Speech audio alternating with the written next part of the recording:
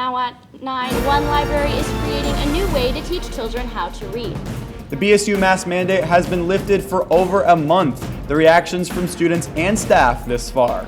A mass shooting at a Brooklyn subway station, we have the latest. And online pharmacies are selling Adderall without prescription. What the danger is for consumers. And I'm tracking the threat of severe weather late tomorrow evening and what you can expect. Delaware County's only live television newscast from Ball State University's Unified Media Newsroom. You're watching NewsLink Indiana. Good evening. Thanks for being with us. I'm Tegan O'Mara. And I'm Zach Greer. A free early literacy program for children at the Muncie Public Library is beginning to expand. That's right, Tegan. NewsLink Indiana's own Catherine Segal got an inside look. Catherine? Yeah, guys, I spoke to Katie Lehman, the Ready Readers supervisor, who explained what the program is and how she hopes to expand it. The Ready Readers program is located at the Mering Hunt Library branch of Muncie Public Library. The program provides free 30-minute sessions to help kids improve their reading skills. What originally just started as a pre-kindergarten reading program for schools on the south side of Muncie has now expanded its reach to include more age ranges. Fun games and play. That is what the Ready Readers program at the Muncie Public Library uses to teach their children how to read. I always love coming to work, but there are those days where there's those moments that just make it that much sweeter. The Ready Readers program serves 38 to 40 students, but Lehman said there are hundreds of students in Muncie that need help. We just can't serve everybody that needs the help, and so we're trying to get more people to be able to do what we do. To find more people, the Ready Readers program is starting a literacy tutor training series to help get more volunteers that can work with kids. Now we're looking to train people to take what we do in this program and then get it out. And one Muncie local has a special role in helping her community. Through being a Muncie local and coming to work here, I kind of know the community a little bit on a more personal level. Barkdale uses her knowledge of the Muncie community to work toward a common goal. We like to, do what we can to make a difference in any way. The Ready Readers program provides services Monday through Friday for children ranging from 2 years old to 5th grade. The Ready Readers program plans to move upstairs in the next couple of months to allow for more room and additions like a comfy corner, a parent chill-out station, and a sensory-friendly place.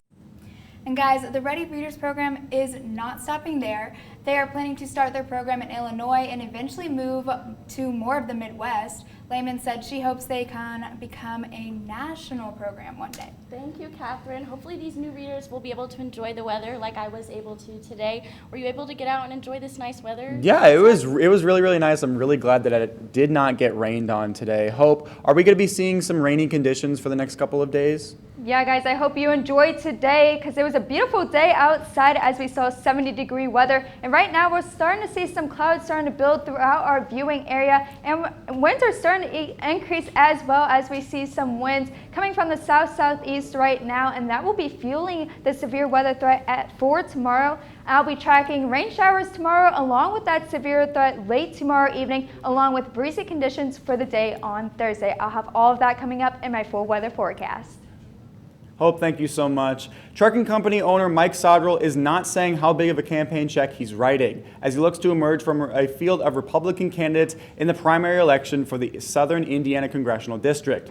Sodrell is trying for a political comeback where he won a single congressional term in 2004, as he ran 5 times between 2002 and 2010. Former State Senator Eric Kuchin and business consultant Stu Barnes-Israel are also active campaigns for the Republican nomination in the strongly GOP district. Last month, Ball State officials announced that the university was switching to a mask-optional campus. NewsLink Indiana's Avery Johnson joins us in the studio. Avery, what has been the reaction so far since the mandate was lifted? Thank you, Tegan and Zach. It's been nearly 2 years since Ball State enforced the mask mandate on campus. Now that that's been lifted, I spoke with students and faculty to see how they've been feeling about the maskless option. 5 weeks ago, Ball State announced the lift of the mask mandate, with the use of them continuing to fade day by day. The timing of it was really the thing that concerned me, but so far it's proven to not be as big an issue as I thought it might be. The overall response from students and faculty has been positive, especially with a trending low number of cases.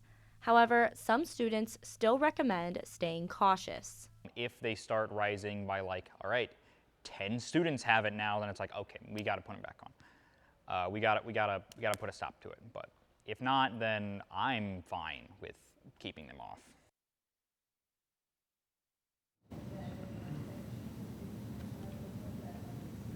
Now, although the mask mandate has been lifted, Ball State is still monitoring COVID cases on campus. Information on case and vaccination numbers can be found on bsu.edu under the COVID-19 dashboard. Now, as a note of transparency, the chair of the Department of Media is in this story as an advisor for NewsLink Indiana. For now, live in the newsroom, Avery Johnson, NewsLink Indiana. Back to you, Tegan. Thank you, Avery. Even though the mask mandate dropped on campus, masks are still required in public transportation areas.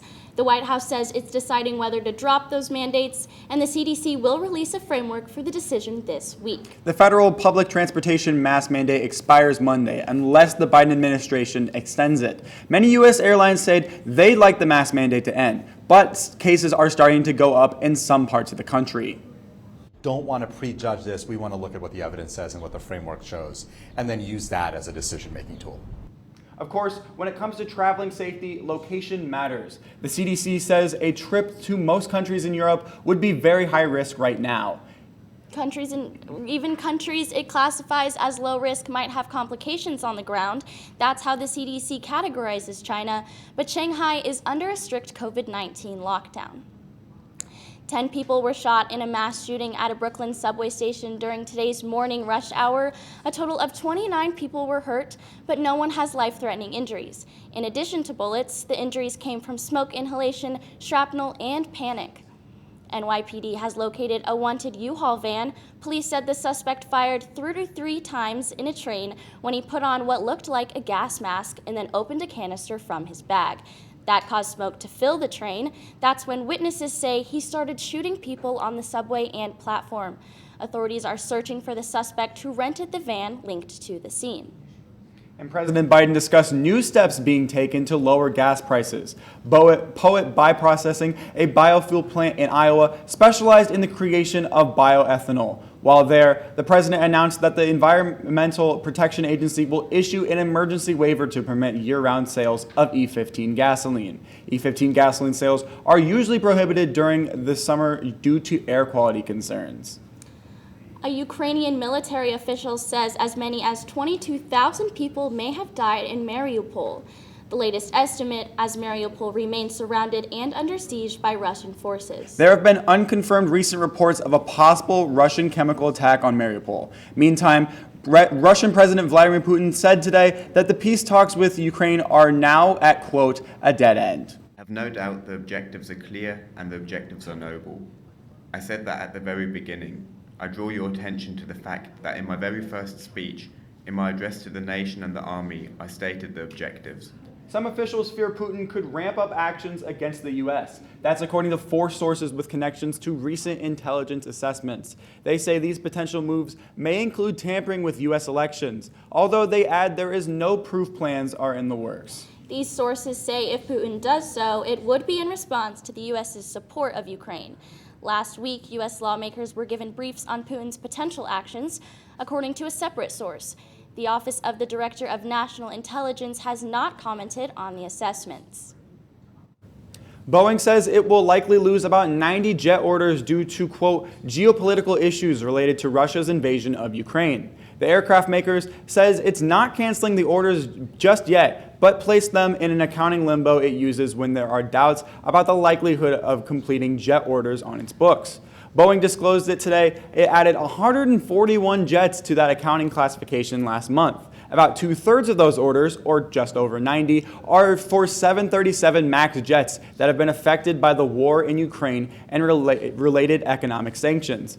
Boeing and other Western aircraft makers have also cut off the supply of needed spare parts and maintenance support for planes in Russia to comply with sanctions. Online pharmacies are selling drugs illegally, what you should be on the lookout for.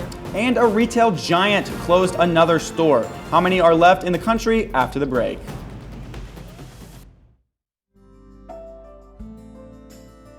Riding the bus is an easy thing to do. Last year, we carried 60,000 riders from the Ball State area. 50,000 of those were students.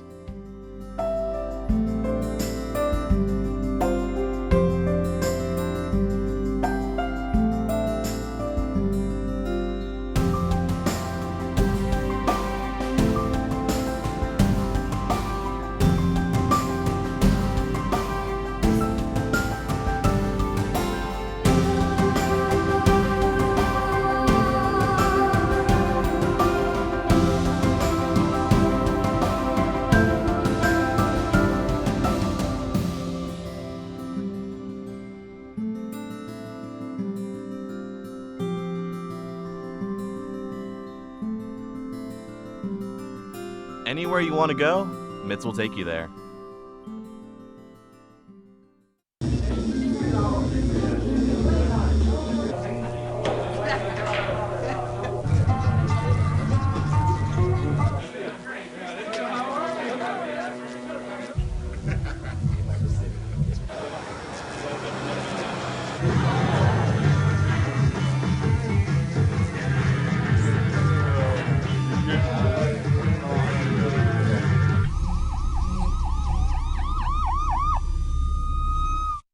So, I just moved in with this family, and it's embarrassing. The little one, he likes to go outside and crawl around in the giant litter box. I don't know what he's doing.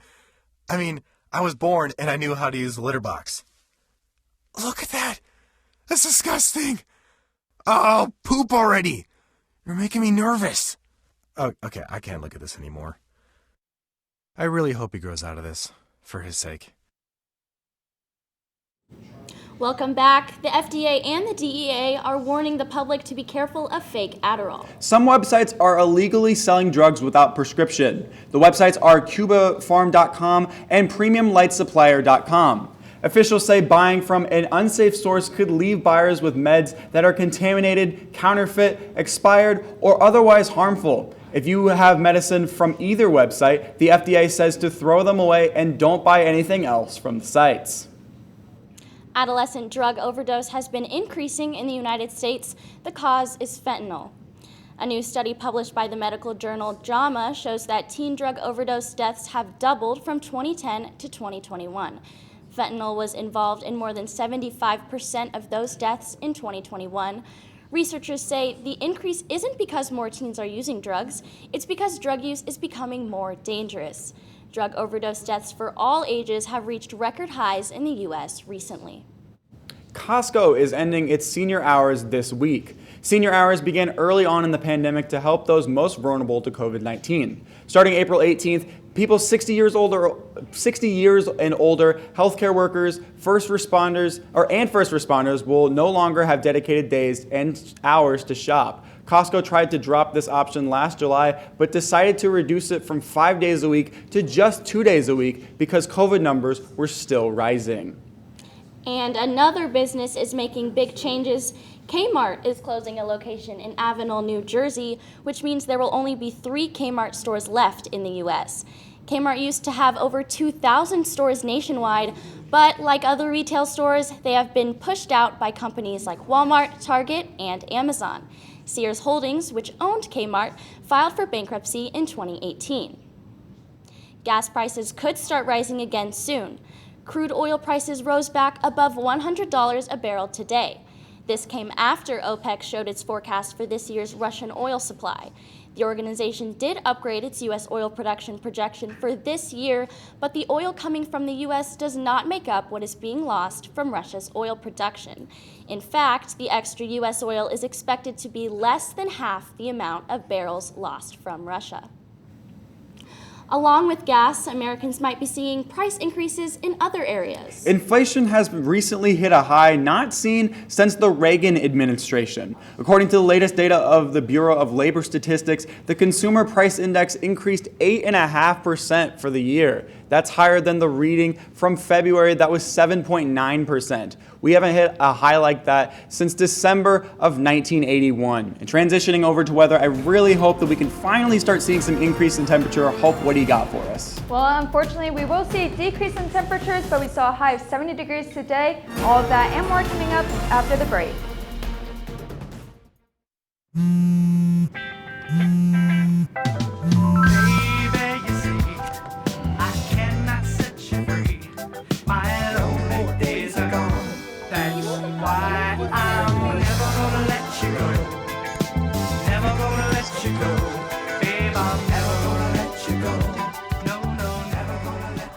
Here you go. Thank you. Thank you.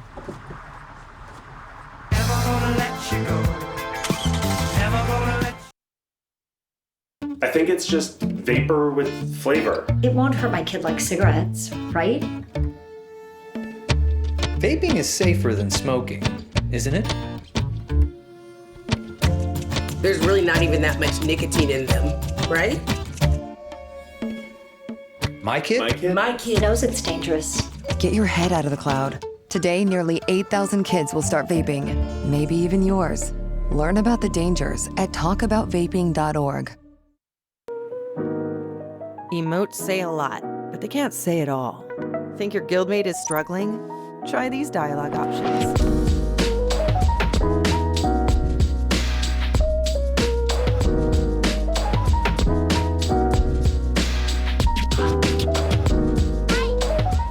Go beyond emotes. Check in with your guildmates at seizetheawkward.org.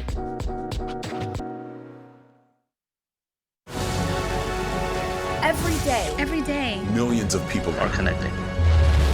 And even though we're overcoming obstacles, watching each other's backs, and banding together, we should still make an effort. We should still make an effort to get to know each other on a deeper level. Father, cosplayer, mentor, actor. It's time we take a step forward. It's time we take a step forward. Come together and discover how accepting our differences can make us stronger. Welcome back. It is currently 9:17 p.m. and you are getting a live look of campus. The weather was pretty good today. Hope joining us now is Hope Kleitch on NewsLink Indiana. What do you have for us? Yeah, it was a really beautiful day outside. Lots of sunshine and warm temperatures. We actually hit a high of 70 degrees today. And as we look at the highs around the state, you can see 70s and upper 60s for much of the area. 70 degrees as a high today here in Muncie, 66 in Indianapolis, and then 71 and even 73 degrees down there in Bloomington. We're still sitting on the mild side right now, 65 here in Muncie as well as 65 degrees in Indianapolis. Still sitting at nearly 70 degrees down in Bloomington as they're sitting at 69 degrees. We saw lots of sunshine today, but clouds are starting to push their way into the state. And zooming out, we can start to see a low pressure system building over there right above Iowa. And along with that is this cold front. And that cold front will be bringing us showers and the threat of severe weather into the late evening hours tomorrow. And we do have a warm front that's also connected to that low pressure system. And that will keep our temperatures on the moderate side tonight as we will see only a low of 61 degrees, and then we'll see a high of 70 degrees for the day tomorrow. And as I mentioned, we do have a threat of severe weather for the day tomorrow. We'll be tracking that threat of strong to severe thunderstorms, and the timing of that will be late Wednesday evening around 8 p.m. to midnight, and we'll be tracking those heavy rainfall possibilities along with damaging winds and that potential to see an isolated tornado. The Storm Prediction Center has issued an outlook for tomorrow, and here in most of our viewing area, including Muncie, we have a slight risk that is a level 2 out of 5, and our western counties along with western Indiana has a level 3 out of 5. The primary threats for our viewing area will be those damaging winds. We're giving that a level 3 out of 5 as we could see some wind gusts exceed 75 miles per hour, and we have a possibility again for that tornado chance, heavy rainfall, and then a small possibility to see some hail, but again, that cannot be ruled out. Timing this all out on Precision Cast, we see these rain showers start to push their way into the area around 10 a.m. For most of our viewing areas, we do have some heavier pockets of rain over here to our west and then up to our northwest, and those will push their way through the lunchtime hours, and then come around 4 p.m. we can start to see most of our viewing area has some widespread rainfall and then some heavier pockets of rain. We could have some embedded thunderstorms with this, but those will not be severe around your evening commute. Those would just have some heavier rainfall. And as we go later on into the late evening, this is when we have that highest threat to see that severe weather along this line. And that has the threat of, again, that isolated tornado chance, heavy rainfall, and those damaging winds. So you definitely want to stay weather updated as we go into the late evening hours on Wednesday. And eventually this system will push off eastward and bring us some more rain showers throughout the night, but then eventually clearing up on Thursday, bringing us some mostly sunny skies for the day on Thursday. And recapping all of this on the mid-7-day forecast, those storm chances for Wednesday clearing up, but temperatures dropping back into the 50s for Thursday, having some windy conditions, and then drying up for the weekend, and then those rain showers entering the picture once again into the start of next week. Thanks, Hope. I know they say April showers bring May flowers, but man, this rain is going to make it kind of hard to walk to class. Yeah, exactly. Thank you so much, Hope. Now let's toss it over to sports with our very own Vinny Monterano. Vinny? Hey, thanks, guys. Ball State men's volleyball looking ahead to the postseason. Softball taking on IUP Riot on the road today. We've got the update. Find out what's going on. Sports. Here's your sandwich, miss. Oh, thank you. And your burger. Awesome, thank you. And your bowl of boiling water, sir.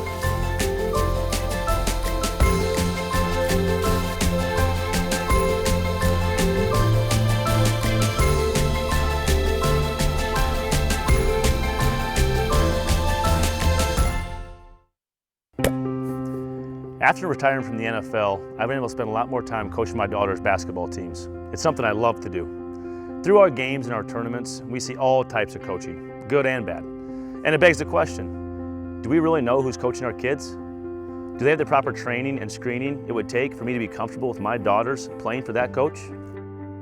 Our Youth Basketball Association made the decision to use trusted coaches to screen and train all of our coaches. I'm a trusted coach. Are you?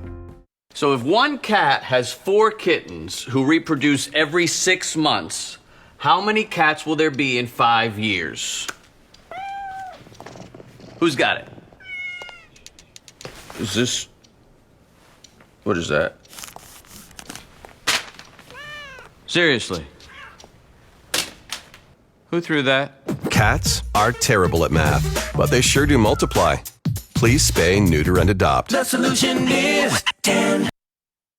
Welcome back to NewsLink Indiana. I'm Vinny Monterano with sports. The Midwest Intercollegiate Volleyball Association regular season title belongs to Ball State. The new task for men's volleyball, to win the MIVA tournament. NewsLink Indiana's Daniel Keene was at practice this morning to find out how the Cardinals are preparing for the postseason. After celebrations wrapped up on Saturday evening, men's volleyball quickly got back to campus and in the gym with the MIVA tournament in mind. In addition to their regular season championship, the Cardinals are the #1 seed in the tournament and will hold home court advantage throughout. The Muncie community really shows out for us when we have home matches. They bring in the biggest crowds. They're really ecstatic, really exciting during the games.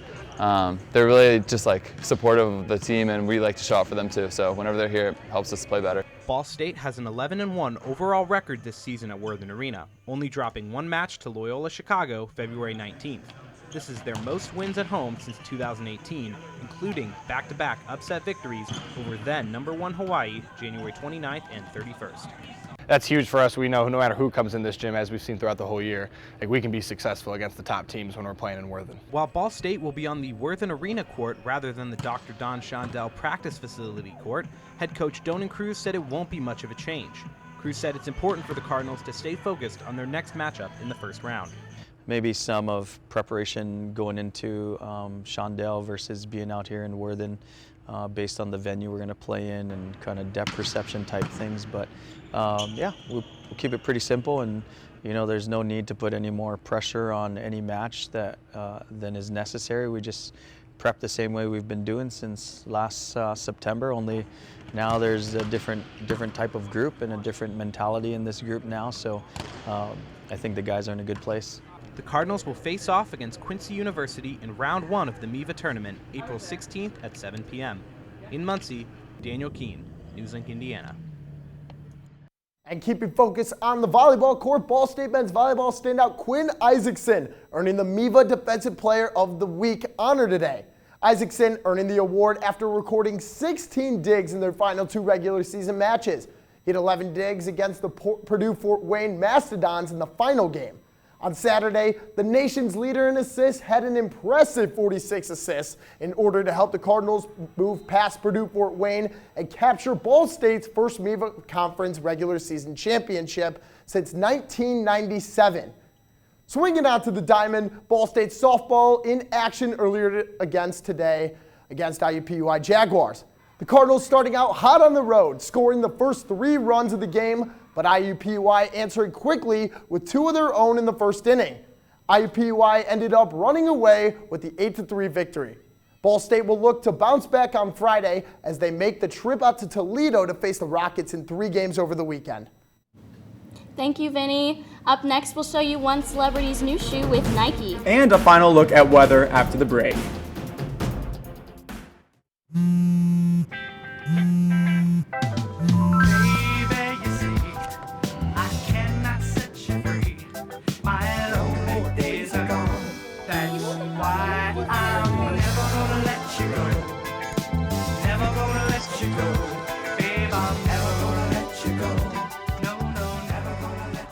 Here you go. Thank you. Thank you.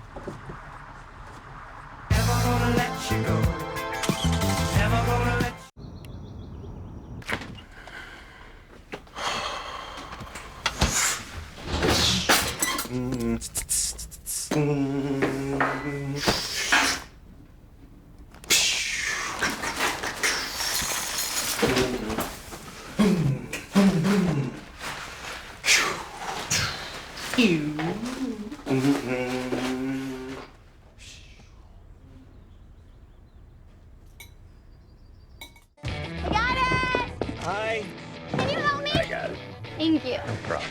Just like the rules to surviving Zombieland, there are steps you can take to be prepared for an emergency. It's the right thing to do. Talk with your family to make a plan. Look for safe areas to meet up if separated.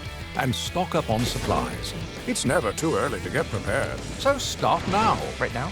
Right now. You can't predict emergencies, but you can be ready. You're welcome, America. Visit ready.gov today to learn more. Jordan knows he shouldn't eat this entire bowl of nachos, but tonight he's earned that right. Because a few hours ago, in the middle of happy hour, he recognized a sign. Not from the gods or a bolt of lightning, but from a double heart, a kissy face, and a 4th ha in ha ha ha.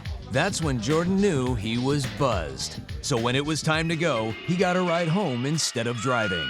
Be a legend like Jordan. Recognize your buzzed warning signs and get a ride home. Buzz driving is drunk driving. Welcome back. Rapper Nelly had a song all about Nike's Air Force Ones, but Billie Eilish created her own Air Force Ones. The Nike Air Force One Billie uses recycled materials. The mushroom color scheme is also in the Nike and Billie apparel collection.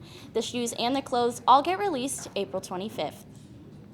Comedian and actor Gilbert Gottfried has died at the age of 67. His family says he has been battling with an undisclosed illness for a long time. Gottfried rose to fame in the 1990s with his stand-up comedy. He was known for his distinct voice, which he employed in his role as Iago in Disney's classic Aladdin. Now I think it's time to take one final look at weather with Hope. Hope, what do you have for us? We have that threat of severe weather late tomorrow evening and then a temperature drop into Thursday with conditions drying up for the weekend. 64 Friday, 55 on Saturday, and then rain chances entering the picture into the start of next week. Thank you, Hope. That's all tonight for NewsLink Indiana. Be sure to join us again tomorrow night at 9, streaming live on the NewsLink Indiana Facebook page. And for news anytime, anywhere, go to ballstatedaily.com. Have a great night.